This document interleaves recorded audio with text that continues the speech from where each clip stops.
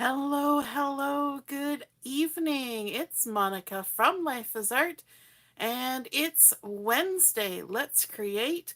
We're going to be making a corner open card today, and I'm just trying to get my video going on the side.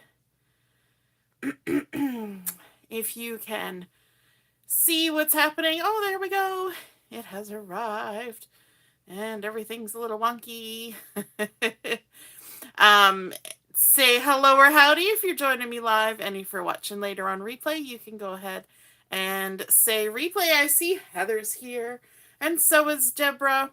It's always a bit of a guessing game to get things going here, and when I was trying to get everything set up, for some reason I did like a screencast instead of a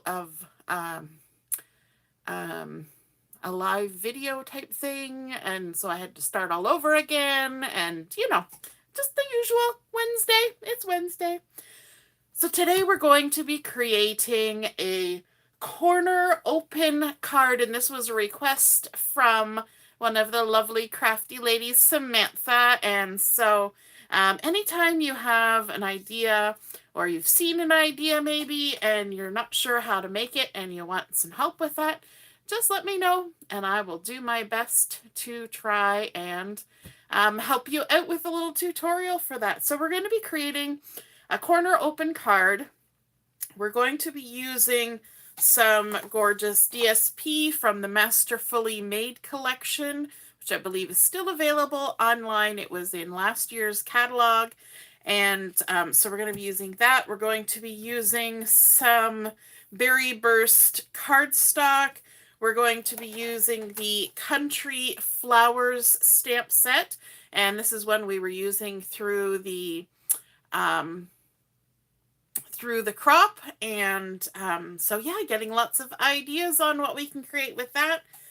And if you were watching my unboxing video just around 6 o'clock, you may have seen, sorry, hiccups, that I got some things from Stampin' Up, and my first order as an official Stampin' Up demonstrator arrived today. I wasn't even expecting it. I thought I was getting something else in the mail, but it was here and all sorts of lovely goodies arrived.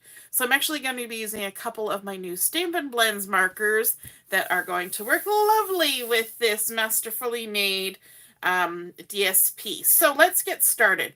So we want to start out with a piece of DSP that is 7 inches by 8 1/4, and I will be posting all the measurements after the video, so you'll be able to double check in case you're scribbling them down, and or if you don't want to scribble them down, you can just wait until later and they will be there for you to copy down. So 7 inches by 8 1/4, and we need to do some scoring. So I'm going to just use my mat here for this. I'm going to line it up, and we're first going to be scoring from the left side at 2 3/4 inches, and this is along the 7-inch side.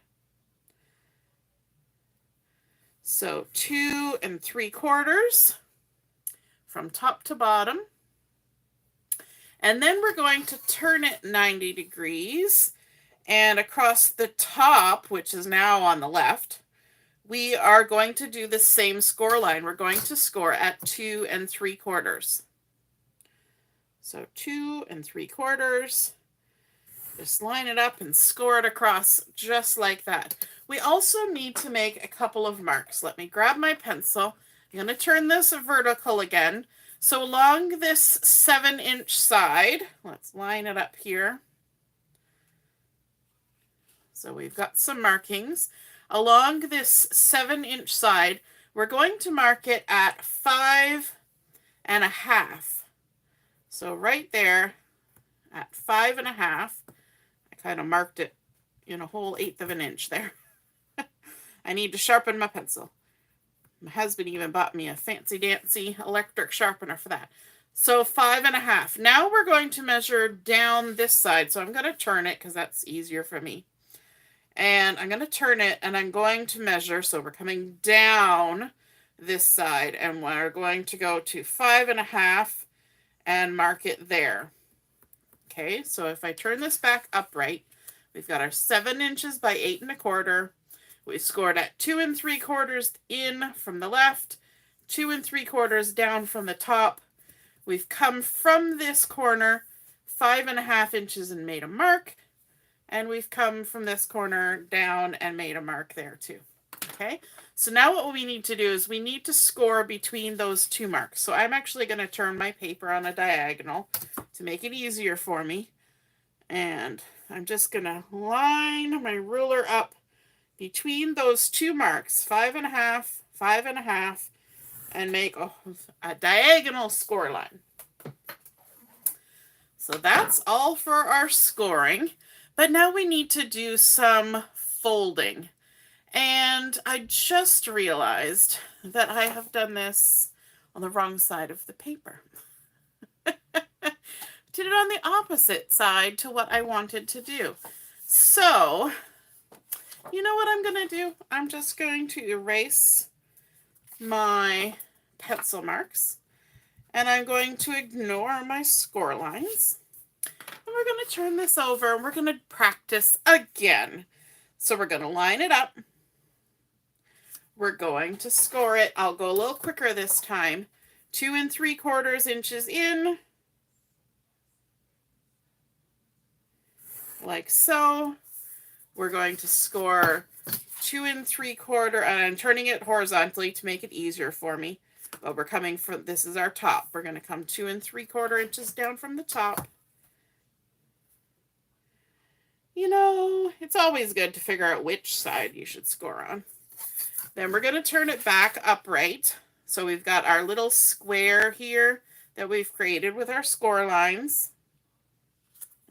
It's a good thing when I score like this on a mat, it's not as indented as it is when you do it on a scoring board. Now from this corner, we're going to measure over 5.5 and make a mark. And then I'm going to turn it this way.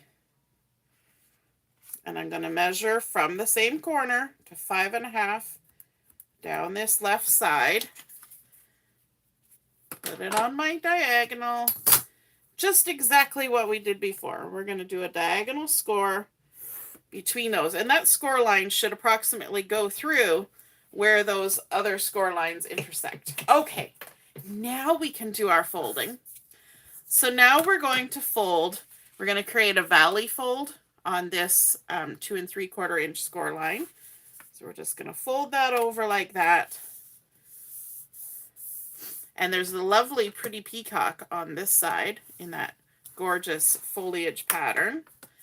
So there's our 2 3/4. Now we're going to come to the 2 3/4 from the top. Again, we're creating a valley fold. That means we've pushed the score line down into the valley, which lifts the paper up. And because I'm not using a scoreboard, I'm just going to make sure that all my edges line up.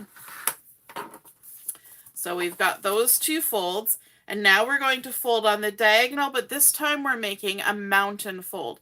That means we're going to push the score line up the mountain, and that folds these 2 papers back on themselves. And let's just line that all up, all the way across, like so. Give it a crease. Now, if we pop that, I love how when you've creased things, it just goes pop, pop, pop. So now we have our 2 top and side that come in, and this will create a lovely little square in the corner of our card. Now, I'm a little bit off. So we'll just straighten everything out a smidge. That's just that diagonal. Got a little bit off. It wants to shift every time I move my hand. There we go. And we'll just fix those score lines and give them an extra little crease down. There we go. So now we have our corner open card. Okay, so that's the mechanism. And you got to see it twice, and because I did it the wrong way first. just because of the way I wanted the pattern. I totally could have had this pretty peacock as the outside pattern, but I kind of wanted the florals. So that's what I did. Hey, Mom, nice to see you're watching. Now, on the inside of our card, we need to have a spot to write our greeting. And so I'm going to go ahead and add in a piece of some Berry Burst cardstock. And this has been cut to 4 1/8 by 5 3/8. And you can totally adjust it if you want to avoid the eighths. Just go to the quarters. Nobody will mind. Going to add some adhesive. And when we stick this down in this largest rectangle panel here, it's going to leave just the tiniest little bit of the pretty peacock showing all the way around. So just centered right on that spot. And then we're going to take our piece of white cardstock, and this has been cut to 4 inches by 5 1/4. We're going to add some adhesive to that. And we're going to center that on our Berry Burst cardstock.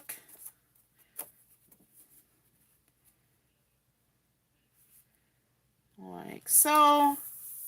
Now, I want to do a little bit of stamping before I go too far. And so I'm going to close this corner open card down. And the sentiment that I'm going to stamp is this tall little one here, right here, that says, "So lucky to know you."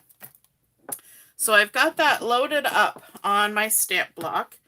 I've got my ink here. I'm using the Memento Tuxedo Black. And I want to hold this down so that I can center my sentiment and stamp it there and know that it will be showing even when my card is closed. Okay, so that's the idea we're going for. So it's an inside sentiment, but also an outside sentiment, which I think is super fun. You don't have to add any extra little bits for that, but we are going to add some extra little bits for other things. So I want to add in a piece of Berry Burst cardstock in this corner. Because we use DSP to create the card, adding in the cardstock here on the base and up here in this corner will, especially because that's where we're going to be kind of opening and closing our card from, it'll add a little bit of structure. So this piece has been cut to 2 5/8 by 2 5/8. So we're just going to go ahead and add some adhesive to that. So 2 5/8 inch square.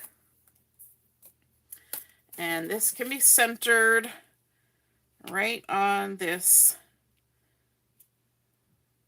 corner up here, just like that. Now we're going to come back to the inside to add a little bit extra, but now we want to focus on the front. And for the front, we're going to do some stamping. The first thing we're going to do is from the Country Flowers, we're going to stamp out this little teapot. And oops, I had some stragglers stuck on there. And I'm going to be stamping it actually on pattern paper. We're going to do a little bit of paper piecing. So this is the back side of another piece of the Masterfully Made pattern paper. And we're going to grab our ink and quickly stamp this lovely little teapot on here, just like that. And also from the stamp set, there's a little design element here. And I'm just going to grab that and stamp a design going across the teapot. Just like a little bordery, stampy design. Just to add even more detail to it. Okay? Just for funsies. And then we need to do some cutting out. Now this is going to be paper pieced, so we need to do a little bit more detailed fussy cutting. We're not going to be leaving the halo. We're going to cut right along the line. And if we're careful, we won't lose any of the line. If we by chance lose some of the line, then in the next step we'll just stamp this teapot again on what we're going to stick this onto. We're going to stick it onto some white cardstock. But if we by chance have a little mishap, we can totally fix it in the next step. So we're going to just cut right along the outside of that stamped line. When I get to here, I'm actually just going to go up a little bit and cut across. I can have some little excess there because we're going to layer up and add something coming out of our teapot. So having that little bit of paper there is a-okay.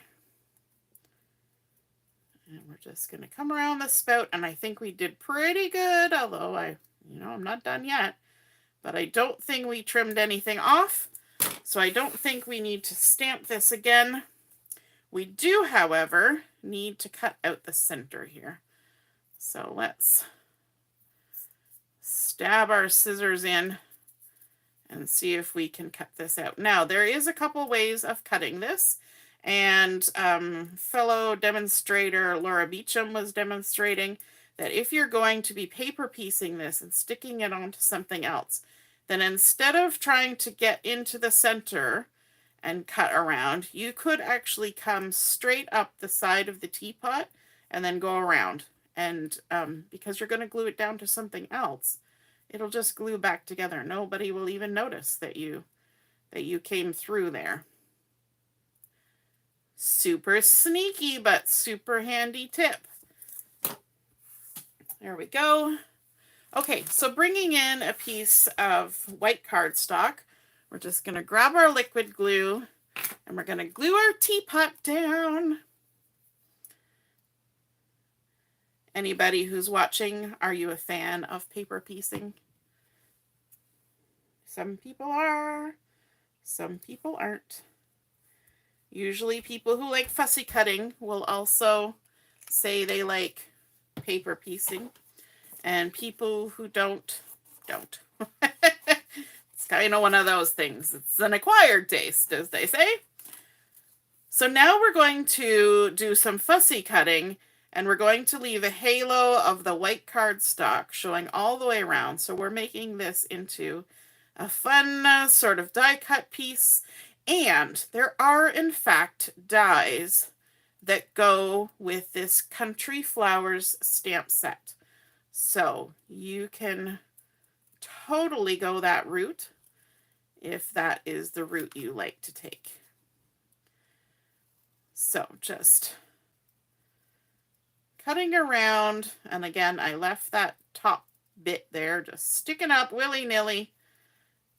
And if we need to trim a little bit later, we can absolutely do that. All right, because our next step is to stamp out some foliage. So let me just grab this stamp block, and we're going to get the lovely foliage and stamp this out here. And you know what? While we're stamping, let's stamp a few things. We're going to stamp this foliage that's going to be coming out of our teapot. Then we are going to stamp this bunch of flowers. And in fact, for this project, these flowers are going to be stamped 3 times, but I already did it a couple times ahead of time so that you didn't have to put up with watching me doing it 3 times. So let's go ahead. We're going to color these we're going to color the leaves. That's what we're doing. And we're going to color it with one of my new Stampin' Blends markers, and it's the dark Mossy Meadow. And I'm going to try it with the brush tip because these are big leaves. So we can cover a lot of space with the brush tip quicker than the other tip. So on these Stampin' Blends, one side is a nib and one side is a brush tip. And I am just going for full on. I'm not going to do any blending or anything. We're just getting the color down. I find with brush tip, you need to make sure your tip goes along the outside edge so that you don't accidentally smoosh and go over the line. So I do a lot of spinning So if you get dizzy while I spin, then just close your eyes for a minute. Think happy thoughts. And we won't take too long to do our coloring. While I'm kind of over here, I'll do this side too. There we go. Now, this is a very dark green, and there is a lighter one, but I kind of thought that the dark green looked nicer with the pattern paper. This is not actually a color that's in this collection of papers. The green that they list is Lemon Lime Twist. However, if you look at the DSP, you will notice that there is very dark green. They just didn't necessarily list the color, and it seems to me like this Mossy Meadow is very close to that. So I took my best guess, did a little tester off to the side on a scrap piece of cardstock, and compared, and I thought, yep, that'll work. That'll work. Now, one of the markers that you can get with these Stampin' blends is you can get a color lifter, and that will actually make some lighter spots. You can lift the color with that. I haven't got that yet, but that looks like a fun thing to try. So there we go, and we're going to cut that out, doing some rough cut like that, and we'll go around our lovely leaves all the way around. And one thing about this, because our pattern paper has a lot of color, a lot of pattern, a lot of little flowers all over it, having something that's larger scale like this and a solid color and also this white edge around it will make it stand out from that pattern background. If I added something on top that was a little bit more subtle or smaller scale, it would blend in quite a bit. There we go.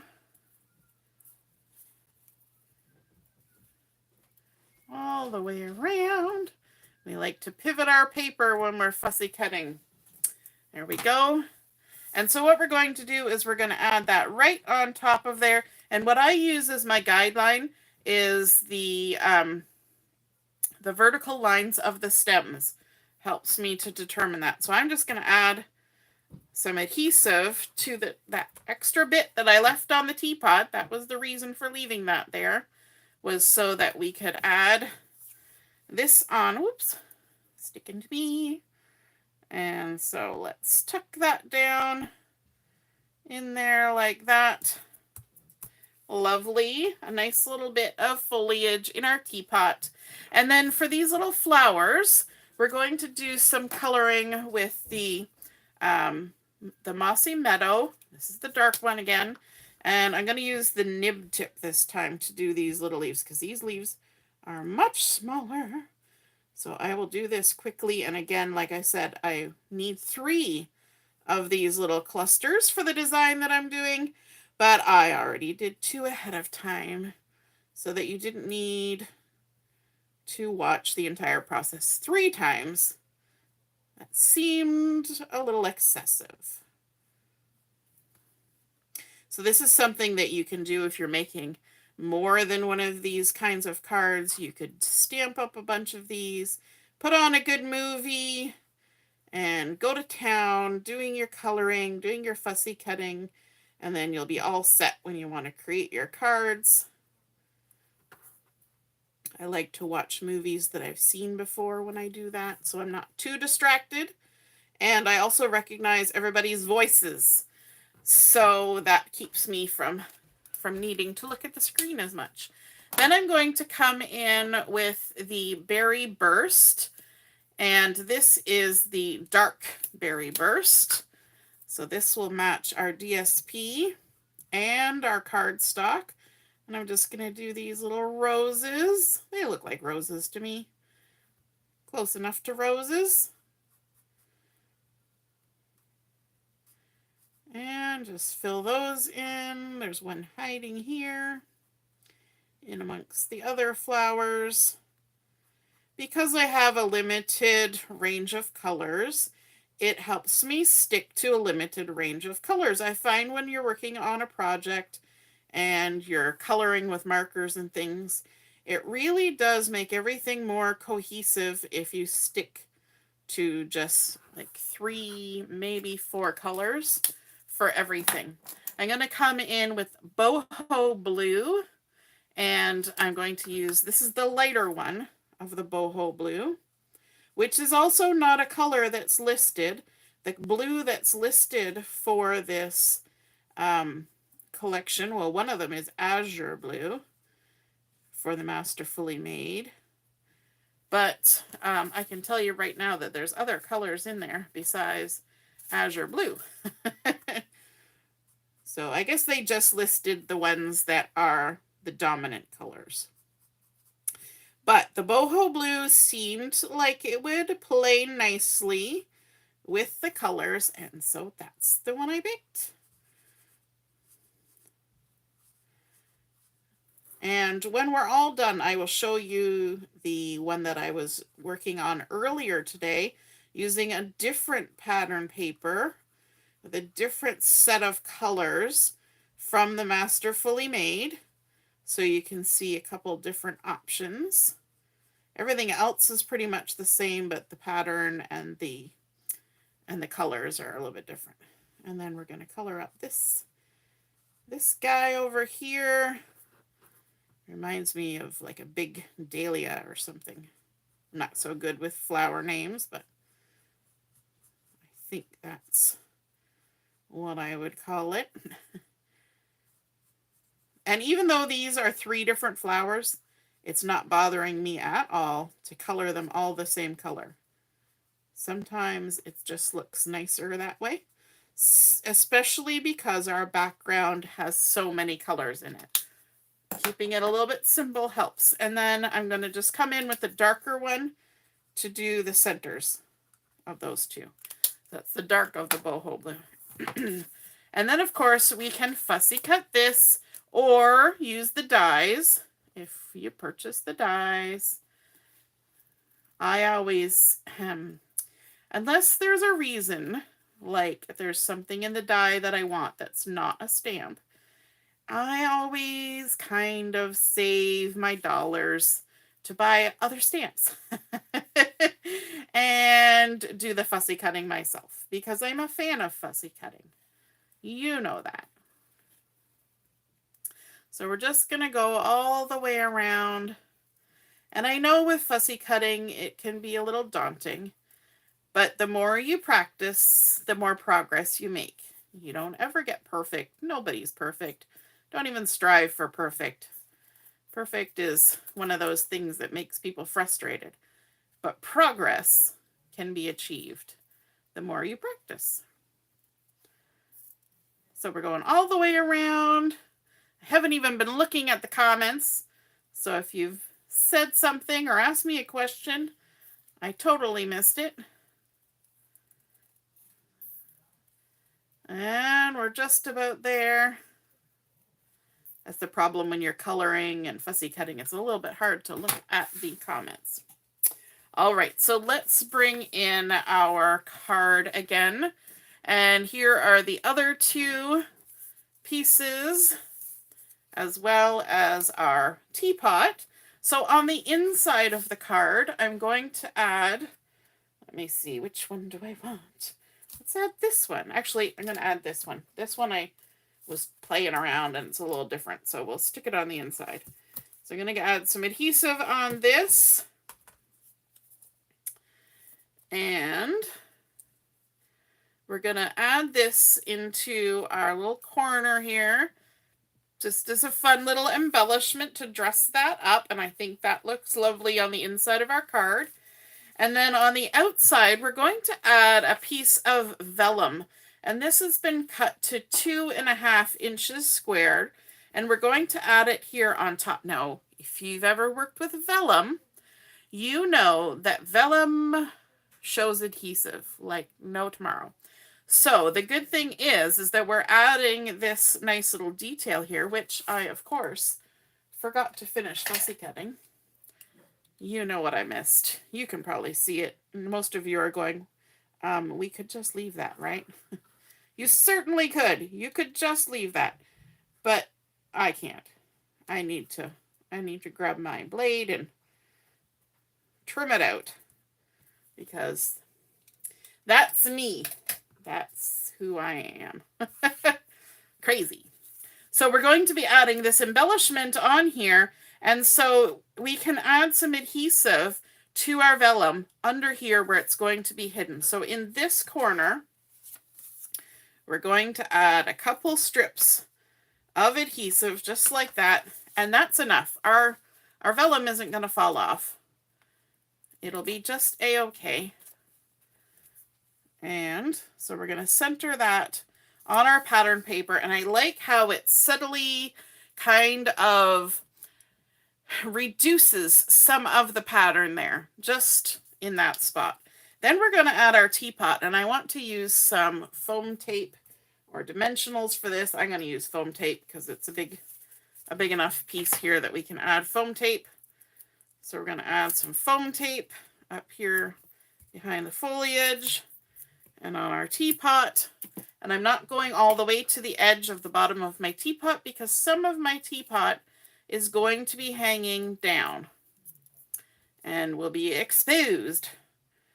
So we're just going to add this on here right about there. That's covering up our adhesive that's on our vellum, but it's not hanging over any place too weird. Isn't that a great description? Not anywhere too weird, but it creates a nice little focal point there and allows you to see that lovely little sentiment. We're not covering that up.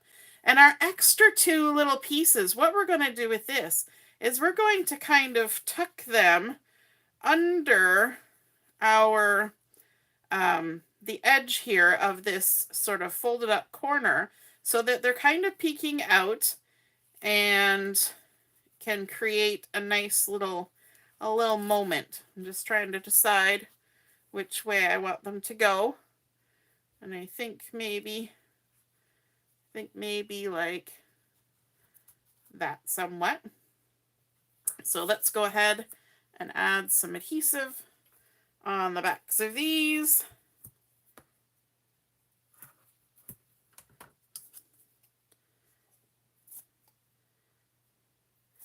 Just to add a little extra.